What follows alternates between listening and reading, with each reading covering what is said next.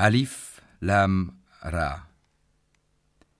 Voici un livre que nous avons fait descendre sur toi, afin que, par la permission de leur Seigneur, tu fasses sortir les gens des ténèbres vers la lumière, sur la voie du Tout-Puissant, du digne de louange.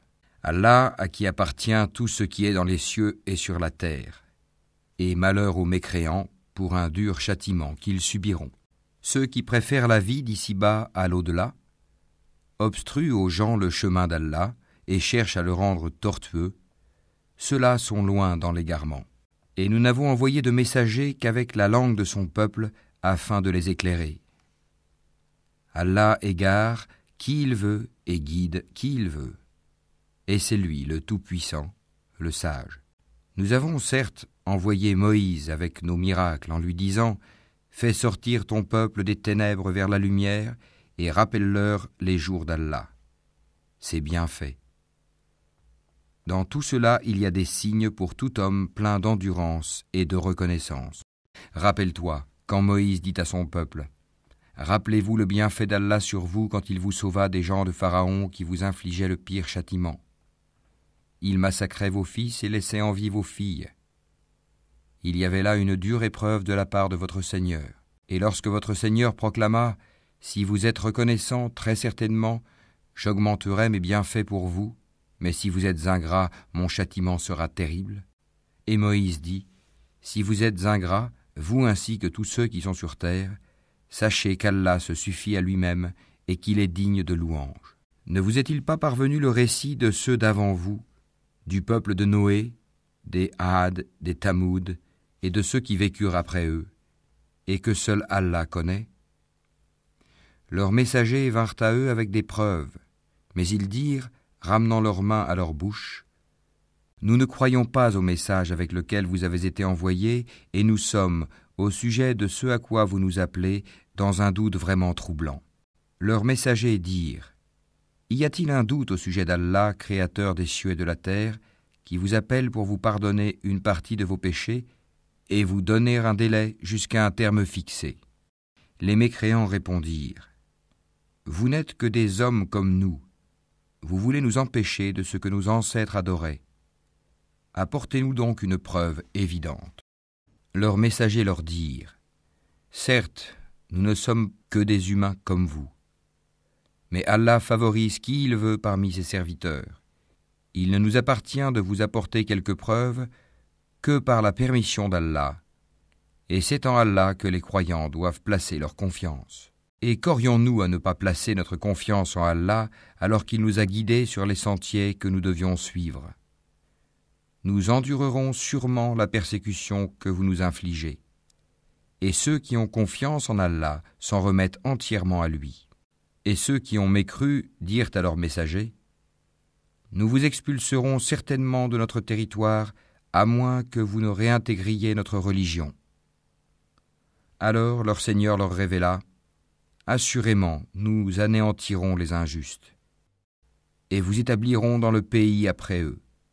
Cela est pour celui qui craint ma présence et craint ma menace. » Et ils demandèrent à Allah la victoire, et tout tyran insolent fut déçu. L'enfer est sa destination, et il sera abreuvé d'une eau purulente, qu'il tentera d'avaler à petites gorgées, mais c'est à peine s'il peut l'avaler. La mort lui viendra de toutes parts, mais il ne mourra pas, et il aura un châtiment terrible. Les œuvres de ceux qui ont mécru en leur Seigneur sont comparables à de la cendre violemment frappée par le vent dans un jour de tempête. Ils ne tireront aucun profit de ce qu'ils ont acquis. C'est cela l'égarement profond. Ne vois-tu pas qu'Allah a créé les cieux et la terre pour une juste raison? S'il voulait, il vous ferait disparaître et ferait venir de nouvelles créatures. Et cela n'est nullement difficile pour Allah. Et tous comparaîtront devant Allah. Puis les faibles diront à ceux qui s'enflaient d'orgueil, « Nous étions bien vos suiveurs, pouvez-vous nous être de quelque utilité contre le châtiment d'Allah ?» Alors les autres diront, « Si Allah nous avait guidés, nous vous aurions certainement guidés. Il est indifférent pour nous de nous plaindre ou d'endurer. Nous n'avons pas d'échappatoire. Et quand tout sera accompli, le diable dira, Certes, Allah vous avait fait une promesse de vérité, tandis que moi, je vous ai fait une promesse que je n'ai pas tenue. Je n'avais aucune autorité sur vous, si ce n'est que je vous ai appelé et que vous m'avez répondu. Ne me faites donc pas de reproches, mais faites-en à vous-même. Je ne vous suis d'aucun secours, et vous ne m'êtes d'aucun secours. Je vous renie de m'avoir jadis associé à Allah. Certes, un châtiment douloureux attend les injustes, les associateurs. Et on fera entrer ceux qui croient et font de bonnes œuvres dans les jardins sous lesquels coulent les ruisseaux, pour y demeurer éternellement, par permission de leur Seigneur. Et là, leur salutation sera « Salam, paix ». N'as-tu pas vu comment Allah propose en parabole une bonne parole pareille à un bel arbre dont la racine est ferme et la ramure s'élançant dans le ciel? Il donne à tout instant ses fruits. Par la grâce de son Seigneur, Allah propose des paraboles à l'intention des gens, afin qu'ils s'exhortent. Et une mauvaise parole est pareille à un mauvais arbre, déraciné de la surface de la terre et qui n'a point de stabilité. Allah affermit les croyants par une parole ferme dans la vie présente et dans l'au-delà, tandis qu'il égare les injustes. Et Allah fait ce qu'il veut. Ne vois-tu point ceux qui troquent les bienfaits d'Allah contre l'ingratitude et établissent leur peuple dans la demeure de la perdition? L'enfer, où ils brûleront. Et quel mauvais gîte! Et ils ont donné à Allah des égaux afin d'égarer les gens de son sentier. Dis, jouissez de cette vie, car votre destination sera le feu. Dis à mes serviteurs qui ont cru qu'ils accomplissent la salate et qu'ils dépensent dans le bien, en secret et en public, de ce que nous leur avons attribué, avant que vienne le jour où il n'y a ni rachat, ni amitié.